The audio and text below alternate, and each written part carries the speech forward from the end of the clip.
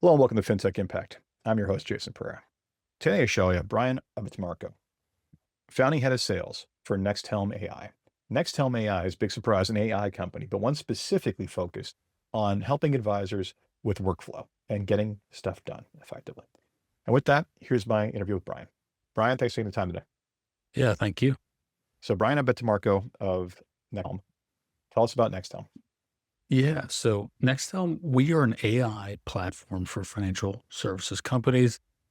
Basically, what we do is we allow users to link up their software tools and prompt our system to perform tasks in those software tools. Okay, that's the synopsis. Talk to me about the origin. I'm guessing I'm guessing you guys weren't around 5 years ago. Yeah, we officially rolled stuff out in December of 2025. And how we got started is so I've been in the financial services industry for over 12 years. I'm a certified financial planner. And I was working in the industry as an advisor. I got together with Lona, our founder, and we just started networking and just workshopping some ideas. And she had a pretty interesting idea. I had some additions to it. And we just said, hey, look, let's put this thing in motion. We rolled out in December 2025. I started full time in November of last year. Before that, I was at some of the large RIAs. I was at Creative Planning, which I loved, fantastic experience there, but really had like an entrepreneurial spirit and wanted to execute on that. Good stuff. All right. So when you started the company, what was the opportunity that you identified? So when we started the company, sort of like the impetus for starting the company was something that I had experienced as being an advisor. Okay. As an advisor, you might have 100, 150 clients.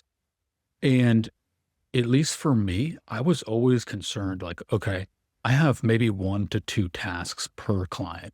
And gosh, I'm afraid that I'm going to drop the ball somewhere. I don't really have anywhere that all my tasks are organized and things being automated for me. And so essentially, that was the impetus to creating the product. And we got to the point where we put some of these things into play. That's where we're at. All right. And of course, this was post the release of Gen AI, right? So that became the crux of basically of how you got this done. So walk me through the advisor experience. I decide that, okay, this sounds great. I need to make sure nothing slips through the cracks. How are you going to help me do that? And what does onboarding look like? Yeah. So how it works is we link up your software tools that you're using in your business. So we have many integrations now. You would simply integrate the tools that you're using. So for instance, Outlook, you would link up your CRM, you link up any of the DocuSign, Dropbox, Box.com. Okay. And then you'd be able to prompt our model just by simply a sentence or two. Hey, I want you to send this email to this client. I want you to send them a Dropbox link to upload documents to me. I want you to update their contact information in CRM, right? So all of these small use cases. And then we also have what we're really well known for, the core value of our product, which is more end-to-end task and workflow completion. So what that looks like is, for instance, you have an onboarding process where you're onboarding a client. Okay. So you're onboarding an individual client of yours. It might have 5 to 10 steps. So what you do is you can onboard, we can track all those steps for you, and we can complete and automate the steps that you have software tools linked into our platform. So that's like the value proposition of the product. And then how it would work if you wanted to become a customer and you wanted to use our platform is we typically take anywhere from 2 weeks to a month to onboard, where we're making sure all of our integrations are working for you. We're making sure that all of your clients are showing up in the platform. Everything that you need to get up and running, that is all going to be done by our team and our tech team. Okay. So yeah, that's the process. As you were describing it, it struck me as this is not a small lift, right? It's one thing to connect into APIs or MCPs on other systems and be able to draw from all of them. But when you start talking about a workflow for a company, like that is specific to the company on so many levels. This is not just a turnkey thing. So you're literally doing a white glove implementation at this point. It's mostly white glove, a lot of customization. But that being said, as we've onboarded new folks, we've gotten better at developing workflows based on what prior customers are using. We have a lot of pre-built workflows built out that we upload into a user's platform before they get started.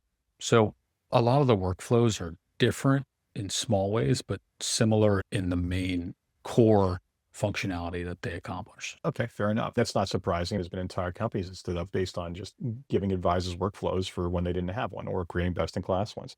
Right. So then at this point, is it safe to say you're targeting more of a large enterprise to mid-market play or before, or what? Yeah, just like most of the tools that have been launched out there, the initial go-to-market strategy has been smaller firms and then working your way up. So we're at the point now where, yeah, we're targeting middle market firms, regional firms, middle market firms. And what we've also seen kind of surprising is a lot of the larger, the mega is like they are trying to build a lot of this stuff in-house, Mhm. which personally I have my own opinions on. I personally think that's going to take a lot of time and energy, and it's going to be a futile effort for some of these firms. But yes, so to answer your question, middle market is where we're targeting now. Yeah. Yeah, it's interesting you say that because that's one thing I've noticed in talking to many people in the space is that the entire build versus buy dynamic in the world of Gen Mm. AI is completely flipped. The trend in the last 20 years has been, you know what, we had all these companies with these financial institutions that build proprietary softwares that, are legacy now and been used for years, and they're just we can't build best in class. And the SaaS market took off with all these vendors to solve almost every problem possible in a scalable way. And now it's like the entire conversation's changed. It's, oh, this has gotten so easy now, and basically everything from vibe coding to MCPs and the access to data, like it's the conversation is now turning back to, no, no, we can take control of the core functionality and get away from these SaaS products, which are starting to become a real big bite into our line item. Yeah. Yeah. It's interesting because that same principle goes along with our product. So, for instance, you have the native apps that every advisor is used to using, Salesforce, InvestNet, what have you. And I think those tools will have their own AI functionality within that specific app. But Mhm. then you look, we're trying to accomplish something across your entire tech stack. That's where companies like ours, that's where we come in. And that's where we really add a lot of value because there's a lot of data, a lot of functionality that these teams need. That's where our value lies. And I would say in particular, look, large size enterprise has enough bodies to throw at the problem over and over again until they solve it or attempt to solve it, whatever it might be. But the mid market's just not going to be able to do that. So I think that what you're doing is going to have a lot of compelling, as it could be a compelling offering to that market altogether. But that said, you are systemizing, you are learning from it. The question becomes like, how do you see a role or a way that in the future you basically just say, here's a packaged product with stock integrations and stock workflows and the ability for you to edit it. Go ahead and swipe a credit card. And if you're a single advisor, you can make it work. Yeah, we do have smaller, more simple tasks that we do where it's not like the full custom build out. If we were targeting a larger firm, we would do a full custom build out, really build something that's specific to their workflows and everything. But yeah, what you described is what we've seen. A lot of these advisors that we're working with, they love our product for some of the more simple tasks. Like, for instance, scheduling a calendar appointment, right? Scheduling something on your calendar.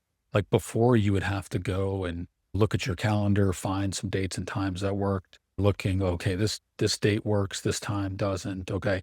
But now you can simply prompt our model. And I've done this and I've shown many advisors and they love this feature of ours where you can just give it the outcome and say, hey, send this client a couple dates and times for my calendar and prompt that, put that in an email and send it out.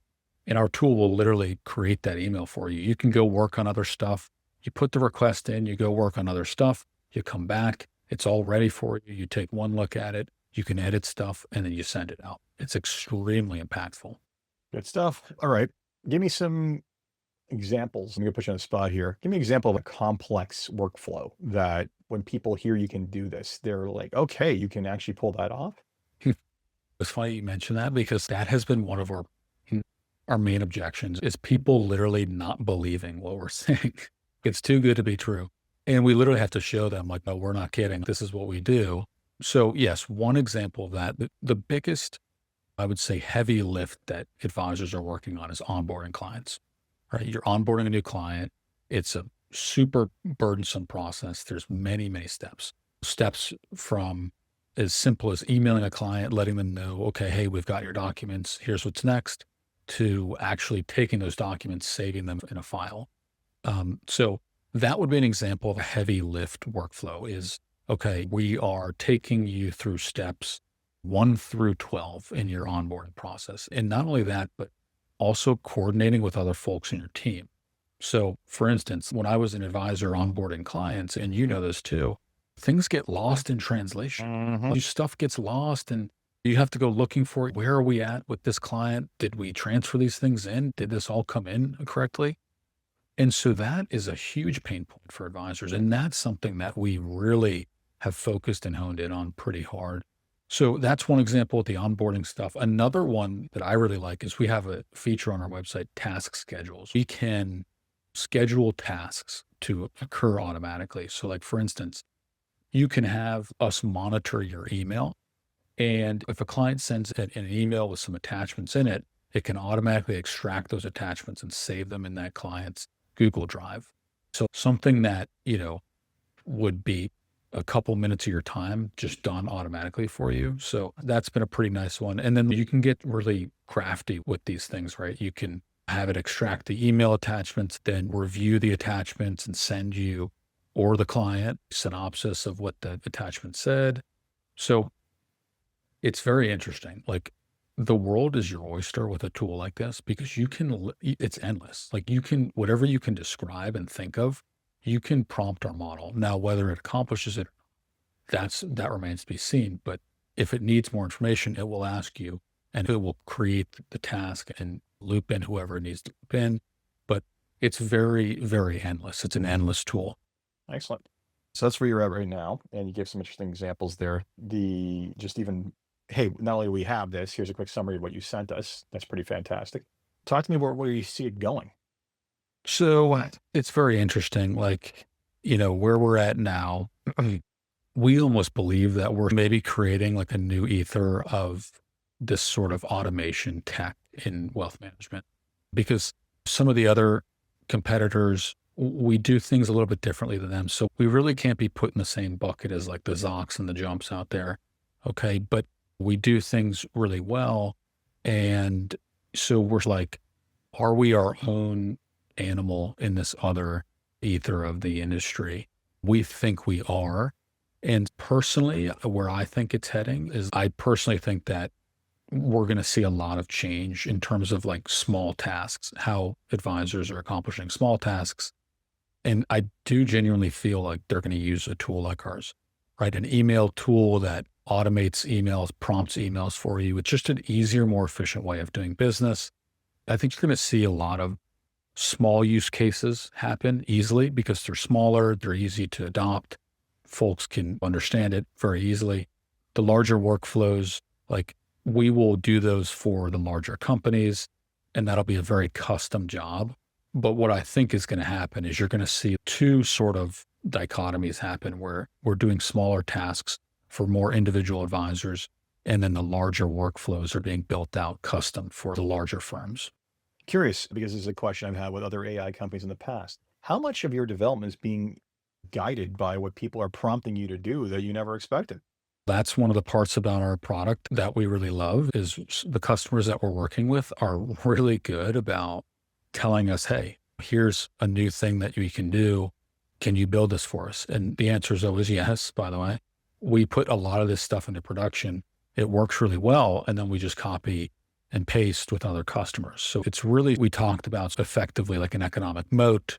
And I do believe that as we gain market share and as we gain critical mass, like these things are just going to compound and we're going to develop more and more unique use cases and more features. And that's how we're going to gain market share. Gaining market share. So here's the thing. A lot of what you talked about, you mentioned a lot of competition. I think I've said this before, there's really no moat that I found in the AI world when it comes to services at this point. When you think about your business and the emerging value proposition, right? You mentioned some competitors and different attacking from different ways. I can see you all trying to converge. When you look at unique value proposition and how you want to compete in the future, what direction do you want to steer towards? Yeah. First off, I do believe like we can break this question down in two parts. We have the short term and the long term. So in the short term, I do believe that it's going to be hard for firms. I know that everyone talks about vibe coding and all this stuff. I do think that the fact of the matter is, once you start building this stuff out, you do realize how technical it is. I do think that a lot of firms that try to do this stuff and vibe code this stuff by themselves, I think they're going to really come and hit a lot of hurdles along the way. So, like short term, I feel that if you're going to try to copy some of this stuff, or if you're going to try to create a new firm from scratch, it's going to take longer than people think. Okay. So that is my feeling. I know that some people think that you can just vibe code and do these things overnight. My personal belief and stuff that I've seen is that's just not true. But I do think longer term, to go to my second part of this answer, long term, I do think that firms are going to figure it out and they're going to adopt. Maybe they might piecemeal a system together using smaller tools and piecemeal some stuff together. It's just going to come back to firms that realize that this isn't their core value and they don't know how to do this. And they're just going to buy a system like ours, or it's like the buy build fallacy, right? Firms Yeah. are either going to try to buy or they're going to try to build. So it remains to be seen. It's going to be very interesting. By the time this airs, which is the 10th, I will on the 8th be presented a vibe coding presentation at Futureproof citywide. And part of the message is just because you can just doesn't mean you should. Yeah. Look, as someone who does a lot of internal vibe coding and playing with stuff, you're not going to build something without knowing how to code that's ready for commercial use at scale. Yeah. Non-starter. As for in your practice, the issue comes down to, it is not just because the thing gets stood up really quickly and really fast and it's pretty, doesn't mean it works the way you wanted it to. So your ability to audit and make sure that you're getting the results you want takes time. And I go through these bursts, I go through these sprints where I've built this feature. Now I got to test, and like I'm working on it right now. And it's like, oh crap, I don't really have the data I need for this stewarded properly. So now I'm back filling out spreadsheets and compiling that before I can move to the next stage. So it's a time investment that does have productivity gains, but also not one that most firms are willing to make, should be making. And frankly, may not even have the internal capacity to understand what it is they're going to build that makes sense, because Right. it's only as good as you have to know what needs to be built in the first place, right? That in itself 100%. is an ideation. So 100%. I totally agree. There is a fair amount of trial and error, right? You build something and then if there are bugs, you have to fix the bugs before you can move on. And then the other thing is like cost, right? A system like ours isn't as expensive as people think. So at what point do you just say, let's just buy something and not worry about this? you're absolutely right. And I would say, yes, it's gonna shift back to look, it's just not worth I remember one company who showed me like, yeah, we didn't really like the note takers. So we built our own note taker. And I'm sitting there going, you spent how many developers? They had a consulting team do it for them. I'm like, you didn't want to Right. spend $40 a month per user. And so you Right. basically spent like 500x to build this. This is the worst trade-off I've ever seen. So Yep. yes, I think that just because the time to implement now is reduced, Yeah. doesn't just, it's changed the equation on the time versus, is it worth your time to try this or not math, but not sufficiently enough that most people should try to do it themselves. I totally agree. Maybe we should bring you in on our sales meetings, Jason. Fair enough. Not the first time I've heard on this podcast. So overall, look, exciting times, lots of places to go. And really at the end of the day, it sounds like you really have honed in on workflow as opposed to, I think other people are focusing in on one workflow or acquisition of information, stewardship. You seem to really have focused in on multi-point workflow. Is that fair to say? That's well said. Yeah. Multi-point, and also just building killer features for the advisor, right? With my background, I know what advisors like and what they want to see and what's helpful. So I think that's something that we've leaned into just as we built stuff. Yep. Definitely helps to have an end user doing the work there. All right. So before we wrap up, there's 3 questions I'd like to ask, and on a positive note. The first question is, if you had one wish for something to change in your company, industry as a whole, what would it be? One wish for, I'm sorry, say that last part again. If you had one wish for something to change in your company or the industry as a whole, what would it be? I've actually put a lot of thought into this. I don't know if you saw, there was a piece that McKinsey Consulting did, and it showed where the industry is, just the fact all these people need the service. There's tons of advisors retiring at a rapid rate. Where's the talent going to come from that's going to service this next generation of clients that really need this service? And So if it was one thing that I would change, it would be allowing a sharpened talent pool to enter the industry. Where are we finding this next generation of talent from? We need to train people. We need to have more CFP programs in schools so that people are actually thinking of this as a career right out of college, as opposed to doing what a lot of people have done in the past, which is being career changers into the industry. So yeah, that's what I would look for, is a talent medium, if you will, to get more talent in the industry.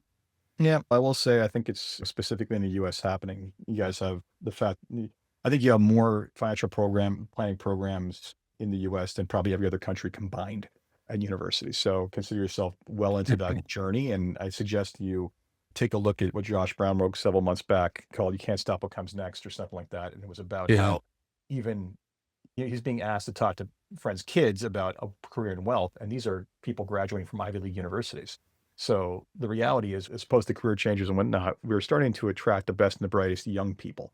So that's Yeah. going to definitely change the way things happen and work going forward. Fantastic. Yep. Second question I have for you is, what's been the biggest challenging in the company to where it is to date? Biggest challenge, I would say just building the product. It's going back to my thing where anyone could just vibe code together a platform. I really disagree with that statement. I will say they can vibe code together a point solution for something very specific where you can actually validate the outputs. But Right. a platform is something that you build off of and Yep. and is as many points of failure that the permutations are enormous. But sorry to interject there. Yeah, you're totally spot on. So yeah, that's been difficult. It's just whipping together the entire and the logic all behind how it works and flows. Thank God we have a great CTO and a great tech team doing that. Yep. And then the last question I have for you is actually, no one can take a step back. And I liken it to like the thinking around DIY investing. It's like, go ahead. Some of you will pull this off. Many of you will blow yourself up. And it's the entire, like, you are not going to spend enough time and effort and energy to understand how this works to actually become proficient at it. So there is no amount of AI proficiency that makes up for lack of human proficiency when it comes to understand, because it's a sycophantic tool that will constantly tell you you're doing the right thing. Yeah, Such as 100%. yeah. Yep. The last question I have for you is, what is it that excites you about what it is you're working on and keeps you getting out of bed in the morning to fight the good fight?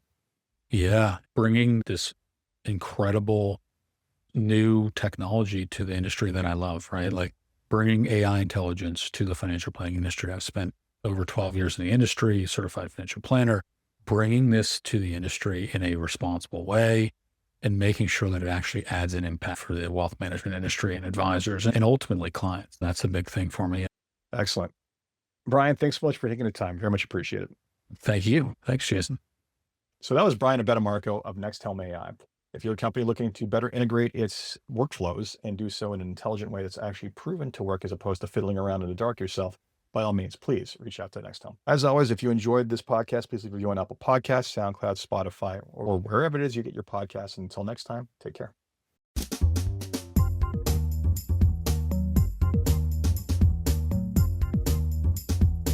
This podcast was brought to you by Woodgate Financial, an award-winning financial planning firm catering to high net worth individuals and their families. To learn more, go to woodgate.com. You can subscribe to this podcast on iTunes, Stitcher, and Google Play, or find more episodes at jasonpereira.ca.